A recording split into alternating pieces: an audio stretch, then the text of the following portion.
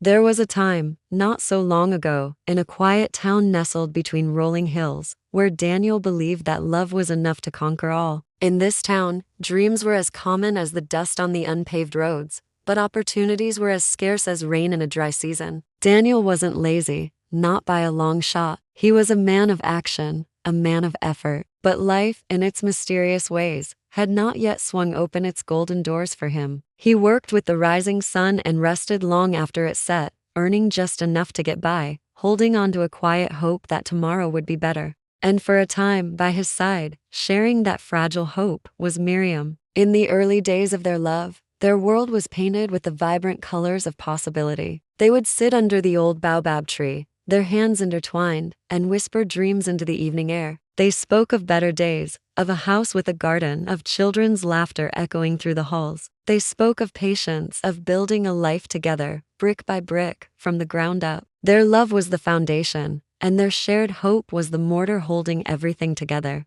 But time is a relentless river, and as the months flowed into years, the vibrant colors of their dream began to fade. The foundation of love remained, but the mortar of hope started to crumble. The reality of their situation began to cast long, dark shadows over their sunny promises. Bills, like unwelcome guests, piled up on their small wooden table. The promises Daniel made, once a source of comfort, now sounded like distant echoes, delayed and uncertain. Their shared dreams started to feel less like a destination and more like a beautiful mirage, always just out of reach. Miriam, once his biggest believer, grew distant. Her laughter became quieter, her smiles more fleeting. She watched her friends marry men who offered stability, men with steady jobs, cars that gleamed in the sun, and plans that weren't just spoken, but were already unfolding. A seed of disappointment was planted in her heart, and slowly, it grew, its thorny vines choking the patience she once had. Daniel saw the change. He felt the growing chasm between them, but he had no easy answers, no quick fixes. All he had was his unwavering effort and the silent plea in his eyes for her to hold on just a little longer. Then, one fateful afternoon, the dam of her patience finally broke. Miriam walked away. It wasn't a storm of anger or a tempest of shouting. There were no flying accusations, no tearful goodbyes. It was a quiet departure, a finality that was more chilling than any fight could have been. She chose the certainty of a comfortable life over the struggle of building one. She chose the ready-made comfort offered by another over the shared commitment to their dream. Daniel was left standing alone in the deafening silence of their small home. And in that moment, he learned that silence can be far louder, far more painful, than the sting of rejection. It was the sound of a future being erased, a promise being broken, a shared world being torn in two. In the aftermath of her departure, Daniel plunged into the darkest chapter of his life. The shame of being abandoned, not for lack of love, but for lack of wealth,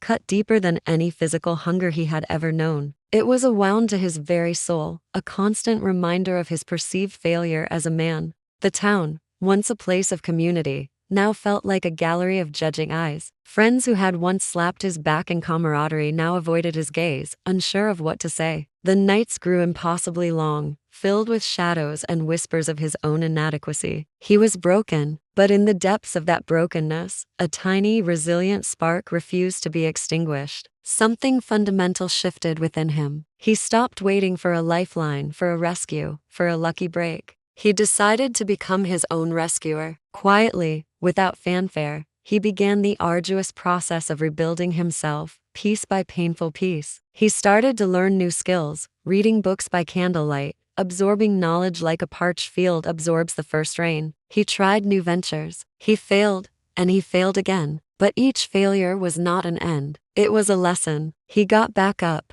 dusted himself off, and tried again. There were no cheering crowds, no pats on the back. No one noticed the silent battles he was fighting every single day. But he kept going, fueled by a quiet, fierce determination to prove not to Miriam, not to the world, but to himself, that he was more than his circumstances. Years flowed by, each one a testament to his relentless spirit. Slowly, almost imperceptibly at first, Daniel's life began to transform. The seeds of effort he had sown in the dark soil of his despair began to sprout. A small opportunity, one that others had overlooked, he nurtured with care, and it grew into a small business. A calculated risk, a leap of faith, paid off, turning into a steady stream of income. That stability, earned through sweat and sleepless nights, blossomed into success. His name, once whispered with pity, was now spoken with respect. But the wealth did not change the core of who he was. He did not become loud or arrogant. He did not seek revenge or flaunt his new status. He simply became a better, stronger version of the man he always was. Wealth was merely a byproduct of his discipline. The quiet confidence he now wore was not born of money, but forged in the fires of survival. He had walked through the valley of the shadow of death and had come out on the other side, not unscathed, but whole. Then came a day, an ordinary afternoon in a city far from their hometown, in a place neither of them could have ever planned to be. Daniel was attending a business conference, a world away from the dusty roads of his past. And across the polished lobby,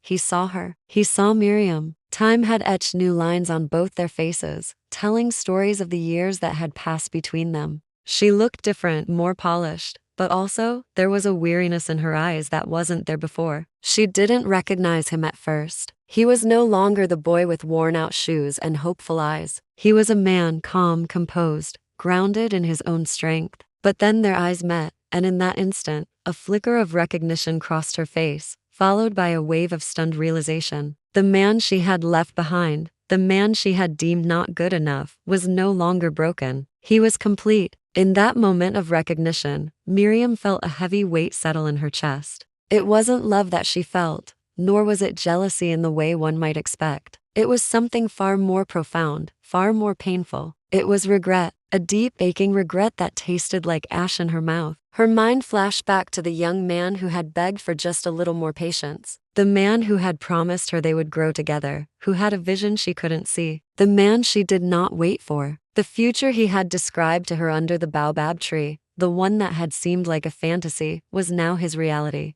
And she was not in it. She saw with painful clarity what her impatience had cost her. She had dismissed his potential, mistaking his temporary struggle for a permanent state of being. Daniel looked at her, and he saw the storm of emotions in her eyes. But he felt no triumph, no desire to gloat or to say "I told you so." There was no satisfaction in her regret. He simply understood. He understood that life has its seasons, and not everyone is meant to weather all of them with you. Some people are there for the planting season, to share the initial dream. And others, like Miriam, leave just before the harvest, unable to endure the long wait in the barren fields. He realized that not everyone who walks away is malicious or evil. Some are simply afraid of the storm, unable to see the rainbow that lies beyond it. They are unable to wait for the seeds to grow. They exchanged a few polite, hollow words, the air thick with everything that was left unsaid. Then, they parted ways again. This time, not as jilted lovers, not as bitter enemies, but as two separate individuals who had been profoundly shaped by the same shared past. As Daniel walked away, the city lights blurring around him, he felt a deep sense of peace. He knew that poverty had been his greatest test, but patience, his own patience with himself, had been his ultimate salvation. And as Miriam watched his retreating figure, she walked away with a silent, heavy lesson etched into her heart. She learned that some doors in life don't close because you knock on them too early. They close because you stop knocking, just a moment too soon. Thank you for watching. If this story resonated with you, please consider liking this video and subscribing to our channel for more tales of wisdom and life. Until next time, stay patient and keep believing in your own harvest.